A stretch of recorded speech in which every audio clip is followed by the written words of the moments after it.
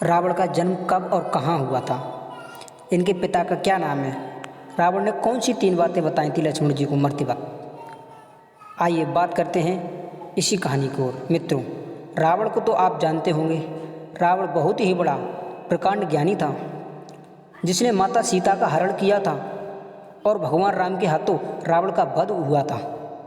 क्या आप जानते हैं रावण कहाँ का रहने वाला था और रावण का जन्म कब और कहाँ हुआ था? तो चलिए आज हम बात करते हैं इसी प्रसंग पर।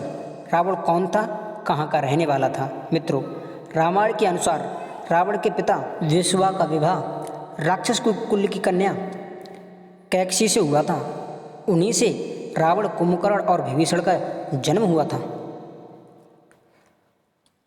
वाल्मीकि रामायण के अनुसार रावण जिस सोने की लंका में रहता था, उस लंका में पहले धनराज कुबेर रहते थे। जब रावण विश्व विजय पर निकला तो उसने कुबेर को हराकर सोने की लंका तथा पुष्पक विमान पर अपना कब्जा कर लिया था। कुबेर देवता रावण के ही सौतेले भाई थे। रावण जब विश्व विजय पर निकला तो यमलोक भी जा पहुंचा।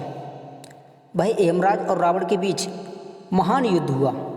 जब यमराज ने रावण के प्राण लेने के लिए कालदंड का प्रयोग करना चाहा तो ब्रह्मा जी ने उन्हें ऐसा करने से रोक लिया, क्योंकि किसी देवता द्वारा रावण का वध नहीं था।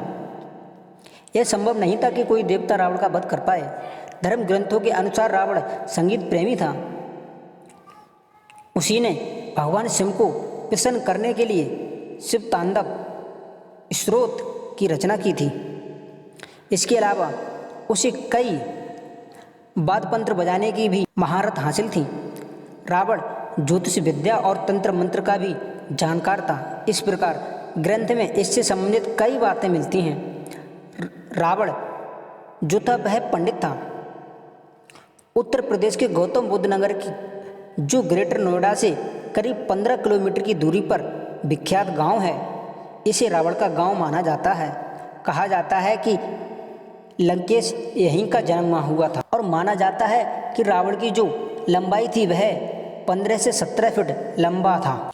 और जब रावण की मृत्यु हुई तो रावण की जो उम्र थी वह 40,000 वर्ष तक की बताई गई है। जब रावण भगवान राम के हाथों मारा गया था तो उसकी अंतिम इच्छा थी कि वह स्वर्ग तक जाने के लिए एक ऐसी सीढ़ी बनाए जिसके जरिए लोगों को सीधे मोक्ष की प्राप्ति हो।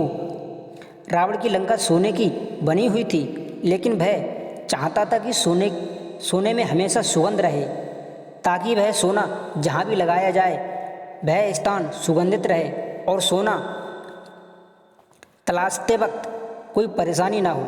और रावण ने मरते वक्त लक्ष्मण को बताई थी ये 3 बातें, जो बड़े काम की 3 बातें हैं। नंबर 1, रावण को लक्ष्मण को सबसे पहली बात यह बताई थी कि शुभ कार्य को जितना जल्दी हो सके उतनी जल्दी कर देना चाहिए। इसके लिए कभी लंबा इंतजार नहीं करना चाहिए, वरना यह कब समाप्त हो जाए इसका कोई अंदाजा नहीं लगाया जा सकता।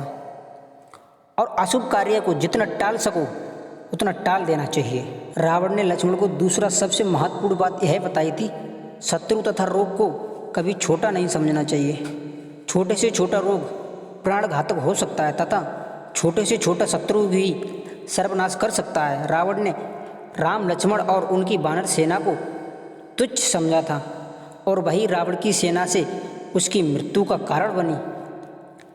नंबर 3, रावण ने लक्ष्मण को तीसरी ज्ञान की बात यह बताई थी कि अपने जीवन में जुड़े राज्य को यथासंभव गुप्त ही रहना चाहिए। उसे किसी भी व्यक्ति को नहीं बताना चाहिए, चाहे वह आपका सबसे प्रिय क्यों ना हो। यदि वह रहस्य प्रकट हो गया तो उसके जीवन पर बुरा प्रभाव हो सकता है। रावण ने नाभि में अमृत कुंड का रहस्य विभीषण द्वारा प्रकट होने पर ही रावण का वध हुआ था। मित्रों, आप भी रावण की वह 3 बातों को जरूर अपने जीवन में उतारना चाहिए जो रावण ने मरते वक्त लक्ष्मण को बताई थी। आप कभी भी अपने जीवन में धोखा नहीं खा सकते। मित्रों, आशा करता हूँ यह वीडियो आपको अच्छी लगी होगी। अगर वीडियो से आपने कुछ भी सीखा है तो हमें कमेंट में अवश्य बताएं और ऐसे ही वीडियो के लिए हमारे चैनल जीवन का इतिहास को सब्सक्राइब करें और घंटी को ज़रूर दबाएं ताकि आने वाली वीडियो सबसे पहले आप तक पहुंच सके। अगली वीडियो तक इंतज़ार करते हैं। तब तक जय श्री कृष्णा, जय श्री राधे, जय श्री राम।